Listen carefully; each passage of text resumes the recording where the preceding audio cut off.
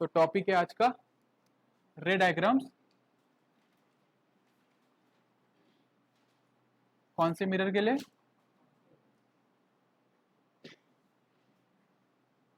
Concave mirror के लिए।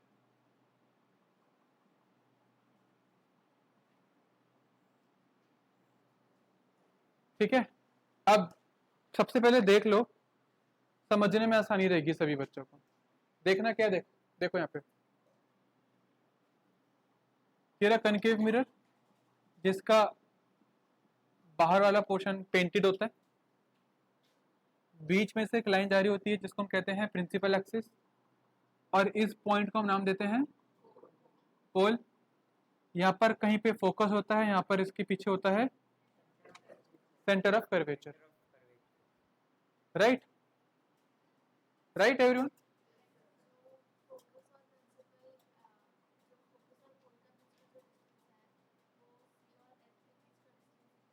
Equal होता है, जितना ये डिस्टेंस है उतना ही ये डिस्टेंस होता है।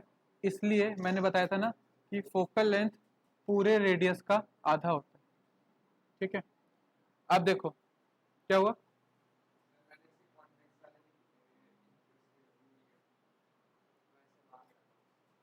क्या चीज?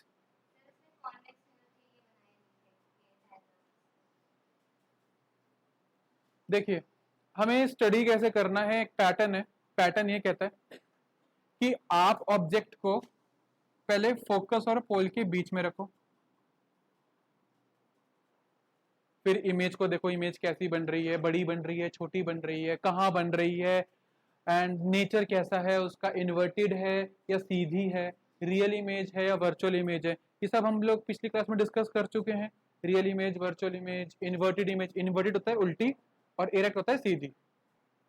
ठीक है, तो रियल इमेज जो होती है वो इन्वर्टेड बनती है हमेशा, यानी कि उल्टी बनती है, और जो वर्चुअल इमेज होती है वो हमेशा इरेक्ट बनती है, सीधी बनती है। राइट। अच्छा, तो हमने क्या क्या चीजें देखनी है ये भी लिख लेते हैं। हमको पोजीशन ऑफ ऑब्जेक्ट देखना है कि हमने ऑब्जेक्ट को कहां प्लेस किया है। फिर हमें ये देखना है कि जब हमने ऑब्जेक्ट को प्लेस कर दिया तो मेरी इमेज कहां बन रही है, पोजीशन ऑफ इमेज। ठीक है, ऑब्जेक्ट कहां रखा है और इमेज कहां बन रही है। फिर हमें देखना है साइज ऑफ इमेज। इमेज का साइज कैसा है, ऑब्जेक्ट के बराबर है, ऑब्जेक्ट से बड़ा है या ऑब्जेक्ट से छोटा है। क्लास के बाद फिर आता है nature of image. Nature of image में आता है तुम्हारा रियल इमेज है या वर्चुअल इमेज है। अभी ऐसे बता देता हूँ, रियल इमेज वो इमेज होती है जिसको आप स्क्रीन पर ला सकते हो। जैसे कि सिनेमा हॉल की जो स्क्रीन होती है उस पर इमेज गिरती है, प्रोजेक्टर से गिरती है, वो जो इमेज गिरती है उसको हम रियल इमेज कहते हैं।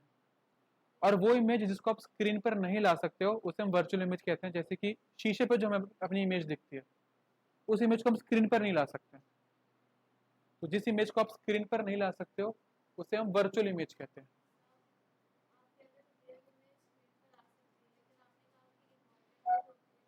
हाँ, हमें जो हमारे रेटिना पे जो इमेज गिरती है ना वो उल्टी ही गिरती है। हमारा ब्रेन इंटरप्रेट करता है इसको कि आपको इरेक्ट देखनी है। हमारे रेटिना पर जो इमेज गिरती है, मुझे तुम सीधी नजर आ रही हो, मुझे ये सीधा नजर आ रहा है। मुझे क्यों नजर आ रहे हैं सीधे के सीधे? क्योंकि इसकी जो इमेज मेरे रेटिना पर गिर रही है वो उल्टी गिर रही है, पर ब्रेन इंटरप्रेट कर रहा है that you have to see it as erect. समझे? ये चार चीजें हम लोगों को स्टडी करनी है 6 केसेस में। मैंने ऑब्जेक्ट को कहां रखा, मुझे इमेज कहां मिली, मुझे इमेज कितनी बड़ी मिली, कितनी छोटी मिली, और मुझे नेचर क्या है इमेज का।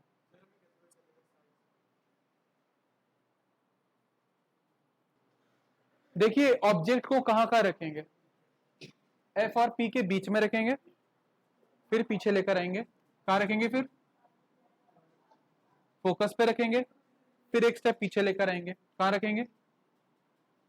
एफ और सी के बीच में रखेंगे, फिर एक स्टेप पीछे लेकर आएंगे। सी पर रखेंगे, फिर एक स्टेप पीछे लेकर आएंगे, सी के पीछे रखेंगे, फिर एक स्टेप पीछे लेकर आएंगे, इन्फिनिटी पर रखेंगे, यानी बहुत दूर रखेंगे। जैसे कि तुम्हारे घर से सामने वाली बिल्डिंग, तुम्हारे घर से सामने वाला पेड़, उसको इन्फिनिटी बोलते हैं। या तुमसे लेकर सन तक, मतलब बहुत ज्यादा डिस्टेंस को हम इन्फिनिटी लेकर चलते हैं। कितने केसेस हो गए देखो, 1 2 3 4 5 6। अब इन 6 केसेस में हमें देखना है कि इमेज कहाँ बन रही है, साइज क्या है और उसका नेचर कैसा है। क्या पढ़ने जा रहे हैं सबको पता चल गया? शुरू करें। अब जो भी हम लोग आज रे डायग्राम्स पढ़ेंगे उन सब में हम रूल्स देखेंगे जो हम लोगों ने पिछली क्लास में पढ़े थे, 4 रूल्स। ठीक है, यहाँ से कुछ नोट करना चाहते, ये वाला डायग्राम नोट कर लो ताकि तुम्हें पता रहे कि ये फर्स्ट केस है, ये सेकंड केस है, ये थर्ड केस है, वैसे तो मैं लिखाऊंगा, ये फोर्थ केस है, ये फिफ्थ केस है और ये सिक्स्थ केस है। इसको नोट कर लो। तो let's take the first case. First case है जब हम ऑब्जेक्ट को फोकस और पोल के बीच में रखते हैं। ठीक है,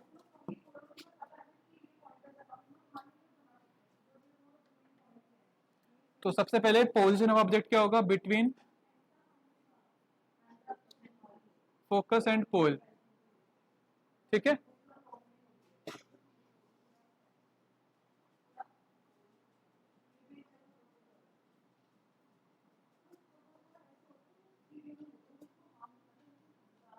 देखिए जी, यहां मैंने ऑब्जेक्ट को रखा है। अब ऑब्जेक्ट मैंने हमेशा सीधा रखा है, इमेज गई सीधी, सॉरी इमेज कह रहा हूं, रे गई सीधी, पैरेलल जा रही प्रिंसिपल एक्सिस के। आफ्टर रिफ्लेक्शन फोकस से पास करेगी,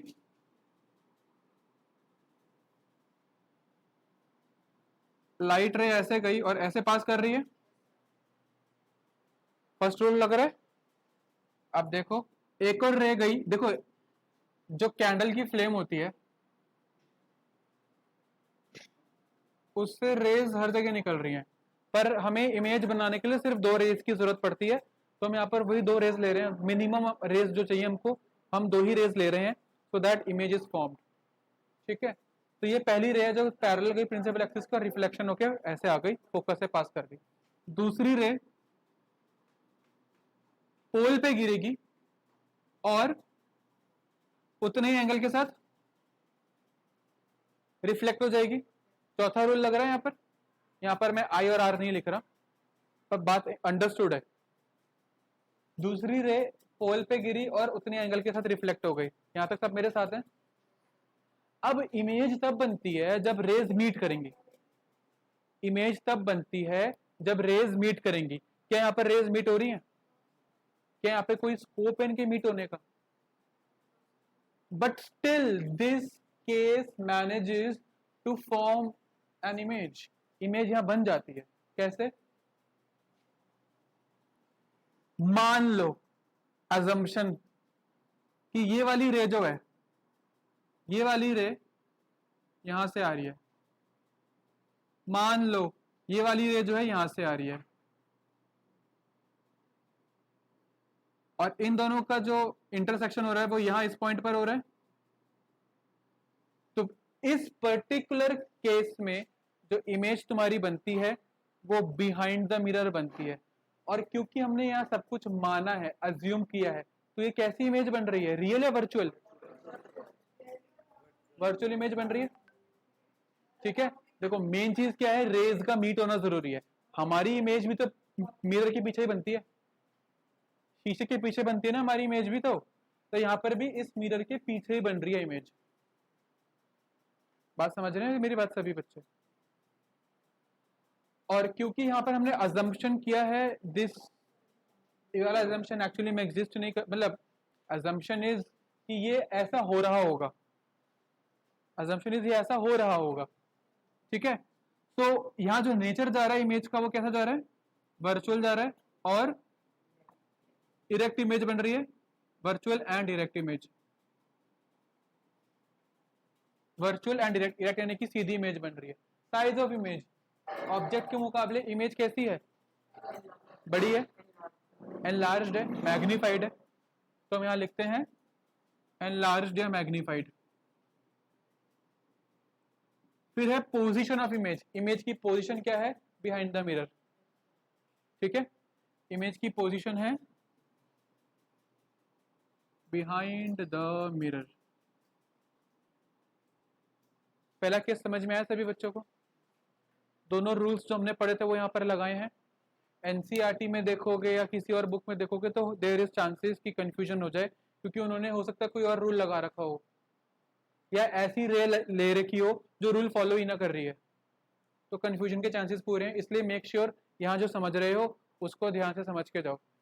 अगर अभी समझ में नहीं आया तो पूछ लो। आ गया समझ में? पक्का? चलिए इसको नोट कर लीजिए।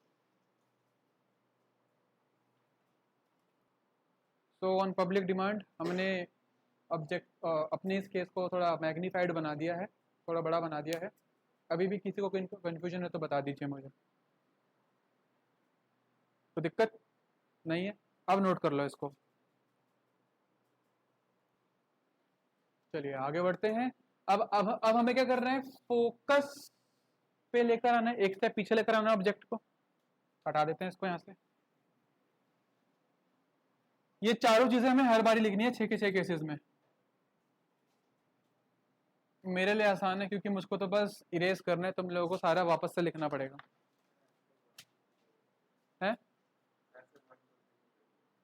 नहीं, हेडिंग डालो।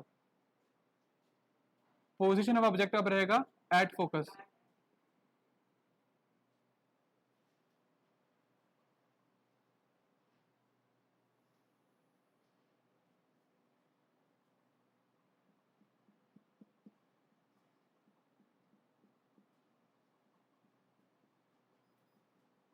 अब एट एफ पे क्या होता है, ऑब्जेक्ट हमने रख दिया सीधा, इमेज के लिए रह गई पैरेलल टू प्रिंसिपल एक्सिस, क्या होगा, फोकस से पास करेगी, कर गई पास फोकस से, पोल पे, ओहो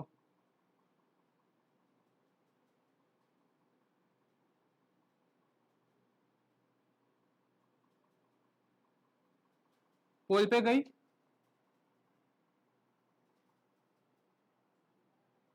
और ऐसे रिफ्लेक्ट कर गई। सेम है, देख लो ध्यान से, सेम है ये।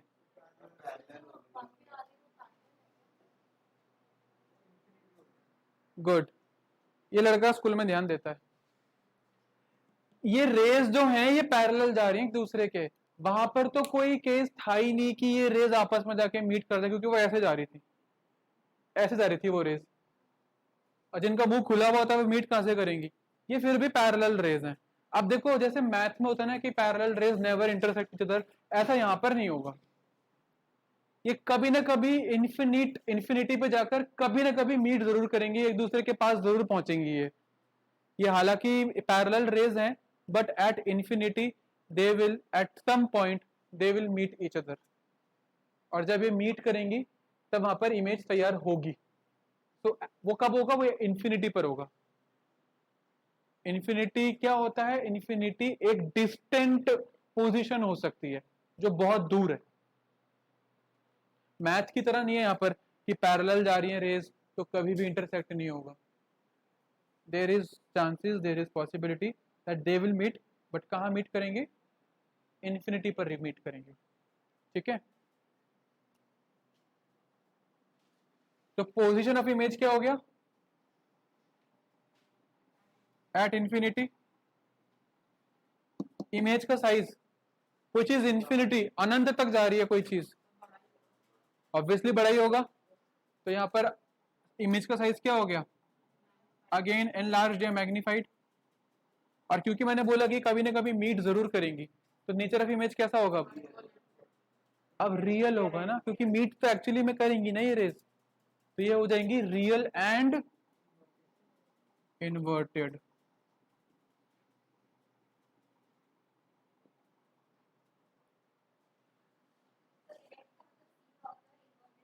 उल्टा होता है, ठीक है। तो मैं अभी भी बता रहा हूँ, कुछ बच्चे बोलते हैं कि सर ये तो पैरेलल रेज हैं, कैसे मीट करेंगी? दो ही रेज थोड़ी जा रही हैं, दो ही रेज थोड़ी हैं। मैंने बताया था ना, कैंडल से बहुत अनगिनत रेज निकल रही हैं, तो अनगिनत रेज निकल रही, they will meet, definitely meet. और जब वो मीट करेंगी तो दे कहाँ मीट करेंगे? हमेशा इस केस में इन्फिनिटी पर मीट करेंगे, क्योंकि पैरेलल रेज जा रही हैं। बहुत ही एक्सट्रीम रेज ली है हम लोगों ने, बहुत ही एक्सट्रीम रेज ली है। तो ये दोनों की दोनों पैरेलल तो हैं, बट इन्फिनिटी पे मीट करेंगे। और एक बात बताऊं, यही यही वाला तो नहीं, जो इससे पहले वाला हम लोगों ने देखा था ना, ये केस जहां हमने ऑब्जेक्ट को फोकस और पोल के बीच में रखा था, मैं यूज भी बता देता हूँ। फर्स्ट केस निकालो जहां फोकस एंड पोल तुम लोगों ने ड्रॉ किया है। फोकस एंड पोल के बीच में हमने ऑब्जेक्ट को रखा, तो इमेज सीधी आई और बड़ी आई, है ना? ऐसा ही हमारे गाड़ियों के हेडलाइट में भी होता है। यहाँ पर लिख लो, गाड़ियों की हेडलाइट में ये केस यूज होता है, अभी बताता हूँ कैसे। शेविंग मिरर में यूज होता है, गाड़ियों की हेडलाइट में, टॉर्च में, शेविंग मिरर में, ये वाला केस यूज होता है। कैसे? हम क्या करते हैं, हम बल्ब को ना फोकस और पोल के बीच में रख देते हैं। जब हम बल्ब को फोकस और पोल के बीच में रखेंगे, अगर मैं टॉर्च या हेडलाइट की बात करूं, तो मेरे जो बेसिकली रेज हैं वो फैलेंगी ना, और इन रेज का फैलने से क्या होगा? ज्यादा से ज्यादा रोशनी पहुंच पाएगी। या फिर मैं ये वाला केस भी अप्लाई कर सकता हूं कि मैं अपने जो बल्ब को फोकस पे रख देता हूं। अब मिरर से जब वो टकरा के जाएंगी लाइट रेस, तो वो इंफिनिटी तक जाएंगी। वो बात अलग है कि आप कितने वॉट का बल्ब यूज कर रहे हो, दैट इज अनदर पॉइंट, कि आप हेलोजन यूज कर रहे हो, आजकल तो एलईडी आते हैं, है ना? तो दैट इज अनदर पॉइंट, वो अनदर डिबेट है। बट कहने का मतलब ये है, आप फोकस और पोल के बीच में बल्ब को रख दो, आप फोकस पे बल्ब को रख दो, दोनों ही केस में बल्ब की जो रिफ्लेक्टेड रेज हैं वो इंफिनिटी तक जा रही है, यहाँ पे इंफिनिटी तक जा रही है, और पहले वाले में ऐसे जा रही है, फैल रही है। तो फैलने से क्या होगा? काम तो यही है टॉर्च का और हेडलाइट का, लाइट को फैलाना। क्यों?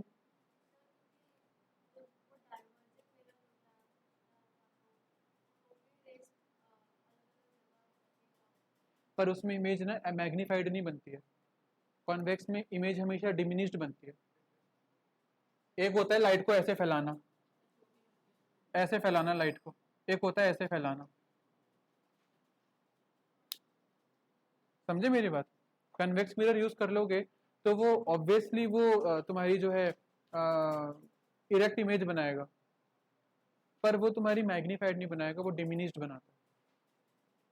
हमको तो अंधेरे में लाइट चाहिए ना, हमें ज्यादा से ज्यादा दिखे, क्योंकि अंधेरी रोडों में गाड़ी चलाने में डर लग रहा है।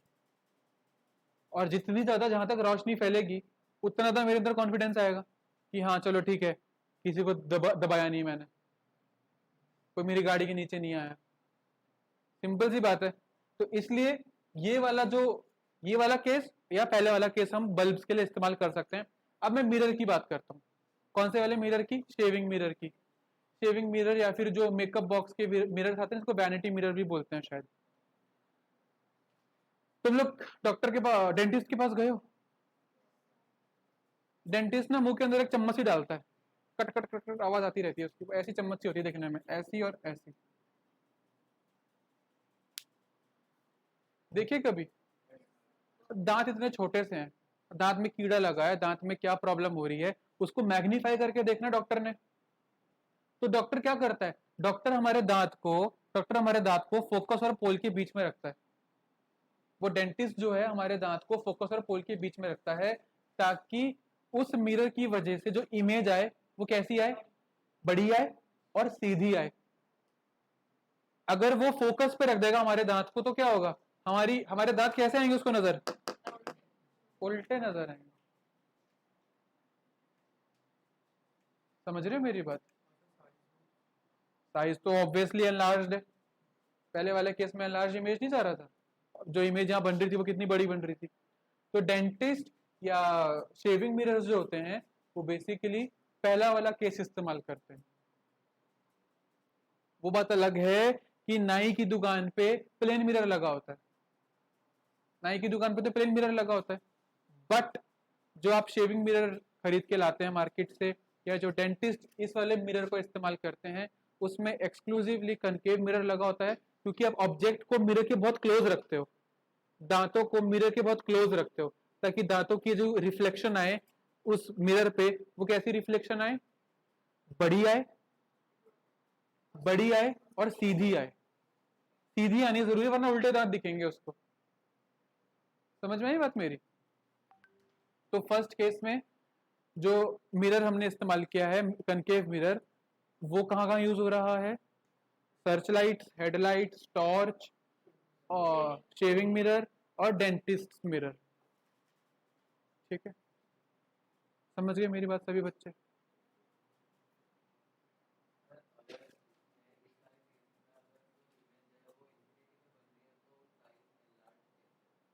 इन्फिनिटी पे कोई भी चीज आएगी वो बड़ी ही होगी ना, तो वो तो तुम्हें छोटी नजर आ रही है, जितने पास जाओगे वो बड़ी हो जाएगी ना। सूरज तुम्हें यहाँ से गोला इतना सा सर्कल नजर आ रहा है, पास जाओगे तो फिर तो बचोगे ही नहीं। ये बना लिया सभी बच्चों ने?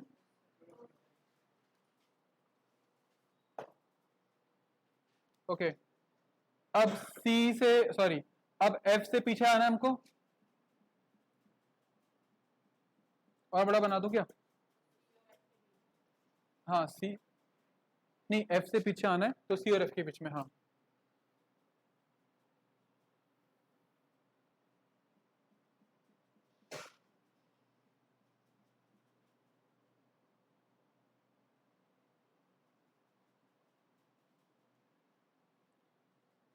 ये रहा अपना ऑब्जेक्ट सी और एफ के बीच में। अभी फोकस पे था, अभी पीछे लिया है थोड़ा सा, तो सी और एफ के बीच में आ गया। सीधी गई ऑब्जेक्ट, ये रे सीधी गई, क्या करेगी अब?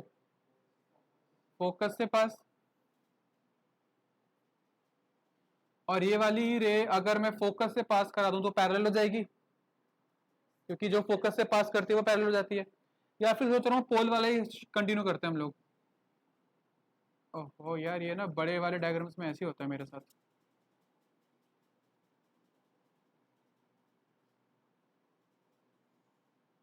पोल तक गई और ऐसे वापस आ जाएगी।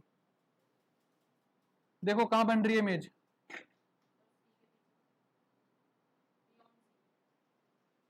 है ना? रूल वही लग रहा है जो पहले में भी लगा, दूसरे में भी लगा, तीसरे में भी वही रूल लग रहा है।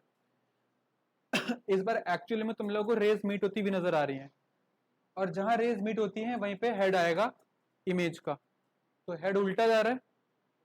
आ रहा है समझ में? आ रहा है समझ में? इसलिए यहाँ जो इमेज बनी है वो कैसी इमेज बनी है? Real and inverted. ठीक है, चलिए जी, रियल एंड इन्वर्टेड। साइज नहीं, सेम नहीं है, मैग्नीफाइड अभी भी, या इनलार्ज्ड ही है। Position of image beyond C. अब सी के पीछे बन रही है इमेज, सी के पीछे इमेज बन रही है, और ऑब्जेक्ट हमने रखा था between C and F.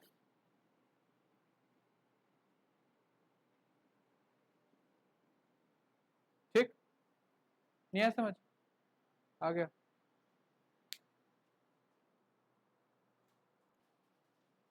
Position of object अब रहेगी एट सी, और ये इंपॉर्टेंट भी है।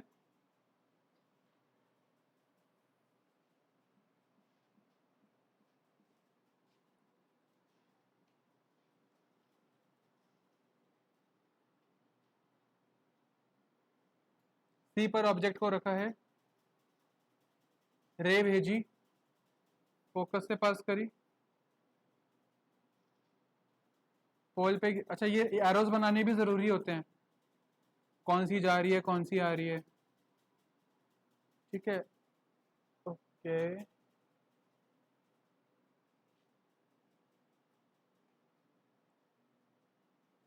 अब देखो बेसिकली क्या होता है, ये पॉइंट ना थोड़ा यहाँ होना चाहिए था, क्योंकि एट सी वाला जो केस है उसमें इंटरसेक्शन सी पर ही होता है, इसलिए इमेज यहाँ बनती है।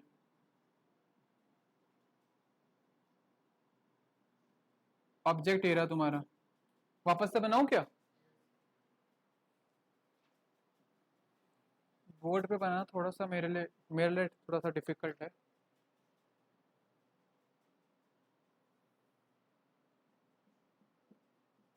मेजरमेंट्स हो तो हो जाता है।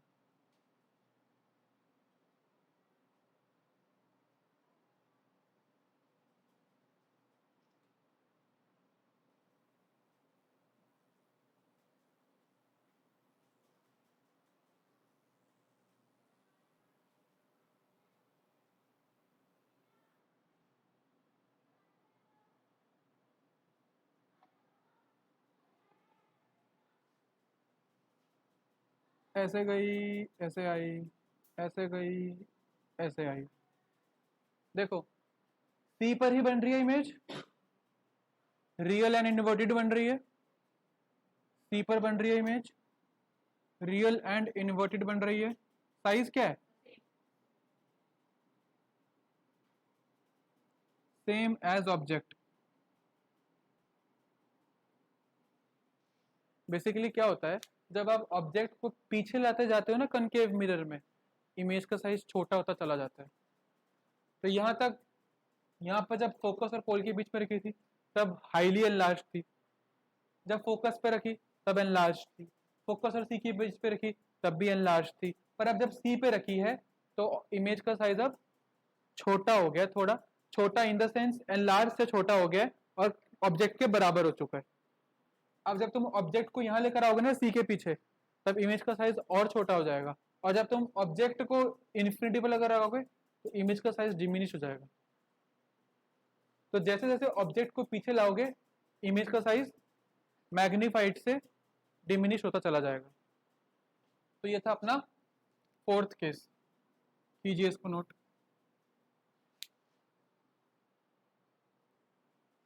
चलिए अब हम ड्रॉ करते हैं फिफ्थ केस। फिफ्थ केस में क्या करेंगे, बियॉन्ड सी आ जाएंगे हम लोग।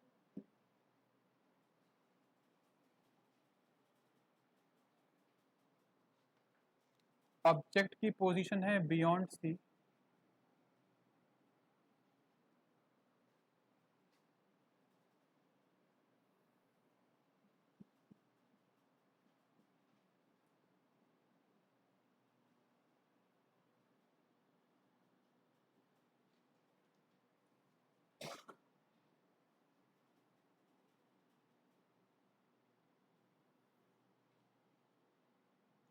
चलो यहाँ पर दूसरा रूल लगा लेते हैं, बहुत देर से हम पोल वाला रूल लगा रहे हैं, अब एक बारी फोकस से पास करा लेते हैं लाइन को।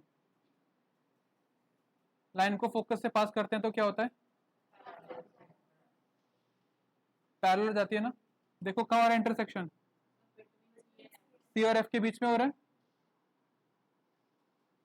बन गई छोटी इमेज, रियल एंड इन्वर्टेड, है ना। वो तुम पोल से करते तो भी ऐसे ही बनता, मैंने बस फॉर अ चेंज मैंने रूल चेंज किया है बस, और कुछ नहीं। बाकी तुम जैसी अगर पोल से बनाना चाहो तो तुम पोल से भी बना सकते हो, उसमें तुम्हें लिबर्टी है। कोई दिक्कत? लिख लेते हैं, पोजीशन ऑफ इमेज हो गया बिटवीन सी एंड एफ,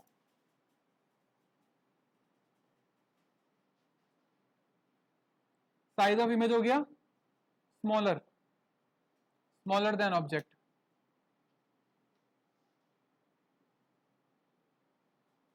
और नेचर ऑफ इमेज हो गया वही रियल एंड इन्वर्टेड।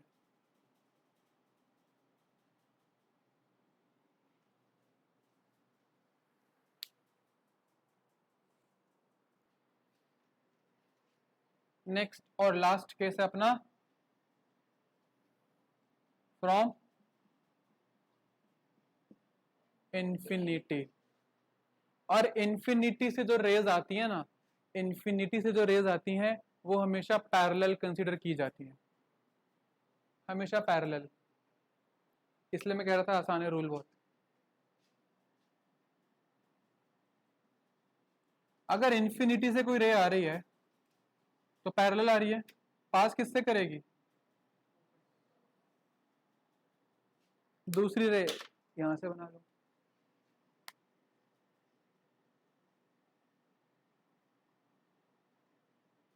कहाँ मीट कर रही हैं दोनों, है ना आसान।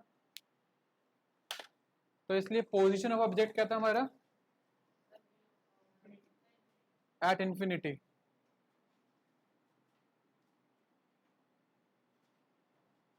इमेज की पोजीशन क्या जा रही है,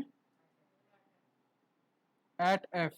साइज इमेज का बिल्कुल बिंदु, हाईली डिमिनिश्ड, डिमिनिश्ड या हाईली डिमिनिश्ड, क्या बोला,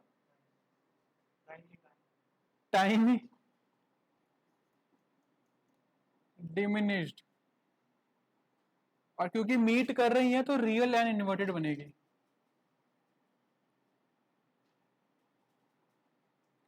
अच्छा, कई बारी बच्चे क्या करते हैं, जो खिड़की की साइड बैठते हैं स्कूल में और उनके ऊपर धूप गिर रही होती है और उन्होंने अगर घड़ी पहन रखी है, तो वो घड़ी से फोकस करने की कोशिश करते हैं ना ऐसे, कभी टीचर के ऊपर कभी ब्लैक बोर्ड पे। तुम अगर ध्यान से देखो उसकी परछाई कभी तो बहुत तेज आती है, कभी बहुत कम आती है। जब उसकी परछाई बहुत तेज आ रही है ना, इसका मतलब क्या किया, उस बच्चे ने वो एंगल ढूंढ लिया है जिससे कि वो उसकी ज्यादातर लाइट फोकस कर पा रहा है बोर्ड पे वो बच्चा। समझे मेरी बात। कई बारी वो जो ब्राइटनेस होती है ना उस रिफ्लेक्शन की, वो कभी डल होती है कभी बहुत ब्राइट होती है। तो ब्राइट तभी होगी जब वो ज्यादा से ज्यादा रेस फेंक रहा होगा वहां पर रिफ्लेक्ट करके, है ना। बच्चा ऐसे तो करता रहता है आंखों अपने वॉच से ऐसे ही करता रहता है। तो basically what he or she is trying to do, they try to focus maximum rays on the wall। ज्यादा से ज्यादा रेज आएंगी तो तुम्हारी आंखों पे डालेंगे तो आंखें बंद हो जाती कई बार हम लोगों की। तो वो क्या कर रहे हैं, फोकस करने की कोशिश कर रहे हैं ज्यादा से ज्यादा रिफ्लेक्टेड रेज को। वो बात अलग है कि वहां पर ग्लास काम कर रहा है, घड़ी का जो ग्लास है वो काम कर रहा है, कोई मिरर काम नहीं कर रहा, बट कॉन्सेप्ट सेम है। समझ रहे हो बात। या फिर कई बार बच्चे स्कूल में मैग्नीफाइंग लेंस लेकर आते, मैग्नीफाइंग ग्लास लेकर आते हैं और लंच टाइम में पेपर को जलाने की कोशिश करते हैं। देखा है कभी ऐसे बच्चे को, कभी नहीं, कभी किसी ने नहीं किया। तुमने किया है, आद्या ने किया है। अरे बताओ, सिर्फ एक ही लड़की ने किया, हम तुम लोगों ने कभी नहीं किया ये ट्राई। है मैग्नीफाइंग लेंस, तो मैग्नीफाइंग लेंस पकड़ना, पार्क वाली साइड में जाना, ओपन एरिया में जहाँ पे मैक्सिमम धूप गिर रही हो, और एक पेपर रखना, और मैग्नीफाइंग लेंस से ना उस पेपर पे लाइट्स को ना, लाइट रेस को ना वो कन्वर्ज करने की कोशिश करना, एक जगह एक पॉइंट बनाने की कोशिश करना, पेपर जल जाएगा। पेपर क्या, बच्चे तो स्किन पे कराते हैं, स्किन जलने लगती है। तो कई बार डॉट ना बहुत बड़ा बनता है, डॉट कभी छोटा बनता है। तो डॉट जितना छोटा बनता है ना, उतनी ज्यादा लाइट रेज आ रही होती है उस पॉइंट पर। और जब जितनी ज्यादा धूप की किरणें गिरेंगी तो जल्दी बर्निंग हो जाएगी उस पेपर की। अब मैम शौक, तुम लोगों ने कभी ट्राई नहीं किया ये, करना ट्राई, ठीक है।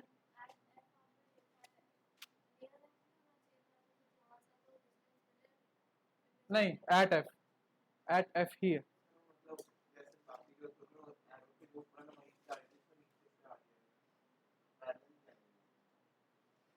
हाँ, तुम ऊपर से भी कर सकते हो, कोई दिक्कत नहीं है, क्योंकि जो तुम भेज रहे हो रेज वो पूरा इन्फिनिटी से आ रही है, वो उस पेड़ से आ रही है। अब पेड़ के ऊपर वाले से थोड़ी आएंगी, नीचे वाले से भी तो भी आएंगी ना। इसलिए मैंने पूरा एक एज अ होल लिया है, ठीक है। So this was all the 6 cases for concave mirror. और अब तुम लोगों को काम क्या करना है, घर पे इसके रे डायग्राम की प्रैक्टिस करनी है। नेक्स्ट क्लास में मैं रैंडमली हर एक बच्चे से कोई ना कोई केस जो है I will ask them and they will draw it, ठीक है। और एक ट्रिक देखो, अब तुम लोगों की एनसीईआरटी में एक टेबल बनी हुई है, table 10.1 page number 164, table 10.1 page 164।